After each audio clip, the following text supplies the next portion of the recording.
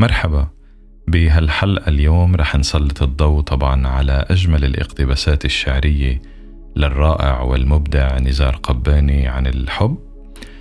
طبعا نزار هو الشاعر السوري الشهير، وهو أحد أعظم شعراء العرب في العصر الحديث. ميزت قصائده بالعاطفة الجياشة والعمق العاطفي، طبعا مما جعلها تتردد على ألسنة المحبين عبر أجيال وأجيال. بهالحلقة رح نستعرض سوا 10 من أروع اقتباساته عن الحب، طبعا مصحوبة بشرح مبسط لكل اقتباس. فخلينا نبدأ رحلتنا بعالم الحب والرومانسية من خلال كلمات الرائع والمبدع نزار قباني. الاقتباس الأول بيقول: الحب في الأرض بعض من تخيلنا، لو لم نجده عليها لاخترعناه. وهون بيعبر بهالاقتباس عن الطبيعة البشرية بالبحث الدائم عن الحب كحاجة أساسية.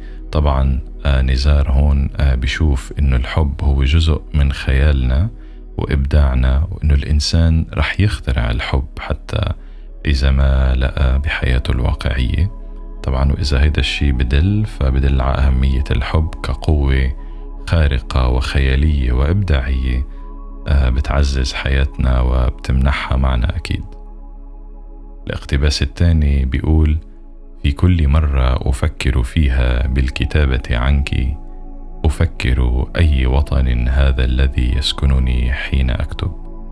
وبيعكس هالاقتباس التلاحم العميق بين الحبيب والشاعر، بحيث إنه الحبيب بيصير وطن بيسكن في داخل الشاعر. وبيعبر هون نزار عن فكرة إنه الحب يمكن يصير جزء لا يتجزأ من هوية الإنسان، بحيث يصبح الحبيب هو الوطن وهو الأمان يلي بفتش عنه الشاعر بكل مرة بيكتب فيها عن مشاعره.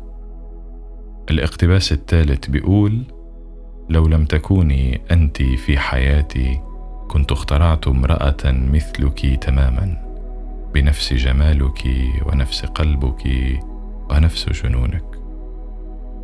بيعبر طبعا هيدا الاقتباس عن المكان الفريد للحبيب بحياة نزار قباني، وإنه بيقول إنه حبه لحبيبته أبدا منه عشوائي، بل هي الحلم المثالي اللي كان رح يخترعه إذا ما كانت موجودة.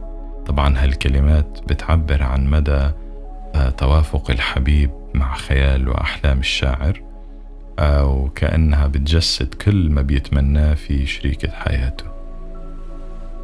الاقتباس الرابع بيقول: أنا عنك ما أخبرتهم، لكنهم لمحوك تغتسلين في أحداقي. بيعكس طبعا هيدا الاقتباس قوة الحب وتأثيره العميق الذي لا يمكن إخفاؤه، طبعا حتى لو لم يتم البوح فيه. طبعا هون بيعبر نزار عن كيف إنه مشاعر الحب تكون جدا واضحة بعيون المحب، وسلوكياته طبعا بطبيعة الحال، بحيث ما بيحتاج أصلا للحديث عنها، لأنه الآخرين أكيد رح يكون عندهم القدرة ليشوفوا هيدا الشيء بسلوكياته بشكل واضح. الاقتباس الخامس بيقول: أريدك أنثى لا مجرد امرأة، وأريدك حبا لا مجرد قصة. وهون بوضح الاقتباس التميز بالعلاقة اللي عم بفتش عليه نزار قباني، فهو ما عم بفتش بس عن مجرد علاقة عابرة أو قصة حب قصيرة، كان اللي عم بفتش عليه هو حبا حقيقيا طبعا عميقا مع امرأة تكون شريكة له بكل ما تحمل الكلمة من معنى. وبيعبر نزار أيضا هنا عن رغبته بالعيش مع شخص يستحق الحب الحقيقي. الاقتباس السادس بيقول: أنا والحب توأمان خلقنا، وتلانا في العشق كل نبي.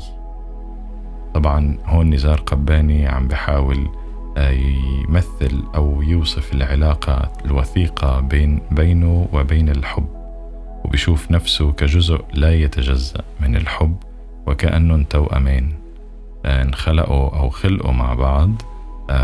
وبيشير هون كمان أيضا إلى أنه الحب هو شيء مقدس وعظيم، لدرجة أنه كل الأنبياء قد اعترفوا بعظمته وجماليته. الاقتباس السابع بيقول: علمني حبك أن أحزن وأنا محتاج منذ عصور لامرأة تجعلني أحزن. هون نزار عم بحاول يشوف الجانب الأعمق والمعقد للحب، كيف يمكن للحب أنه يكون مصدر للتعلم والنضج العاطفي حتى من خلال طبعا الحزن. نزار قباني هون بيعترف بأنه الحب بيحتوي على لحظات من الحزن، بس كمان بنفس الوقت بيشوف أنه هيدا الأحزان هي جزء من التجربة اللي بيحتاجها الإنسان طبعا لينضج ويشعر بالإنسانية. الاقتباس الثامن: لماذا أراك على كل شيء كأنك في الأرض كل البشر. وهون عم بيعبر نزار قباني طبعا عن مدى تأثير الحبيب على الشاعر، بحيث بيصير الحبيب جزء من كل شيء بيشوفه وبيعمله. نزار هون كمان بيشير إلى أنه الحبيب بيملى حياته بالكامل لدرجة أنه بيصير يشوفه بكل البشر وبكل الأشياء التي بتحيط فيه.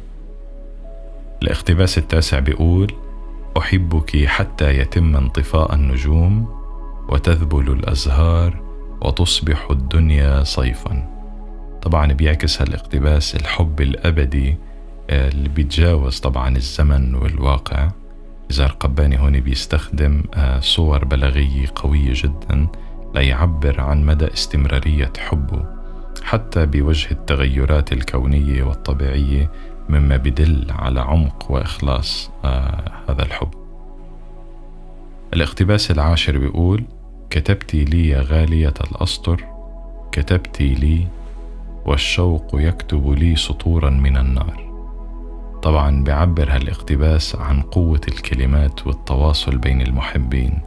نزار قباني هون عم بيوضح كيف إنه الرسائل والكلمات يمكن أن تشعل الشوق وقلوب المحبين بالعواطف الملتهبة، مما بيبرز تأثير التواصل العاطفي والفكري والكلمات الحية في تعزيز هذا الحب. لهون منكون وصلنا طبعا لنهاية الاقتباسات العشرة. شكرا كتير على استماعكم لهذه الحلقة. بتمنى تعطوني رأيكم، أي اقتباس من العشرة لامس مشاعركم أكتر أو كان بعبر عنكم بالكومنتس. وإذا عندكم كمان اقتباس مفضل من اقتباسات أو من شعر الرائع المبدع نزار قباني شاركوها معي بالكومنتس. وما تنسوا طبعا مثل دايما نشترك بالقناة ونفعل الجرس ليوصلنا كل شيء جديد. في أمان الله.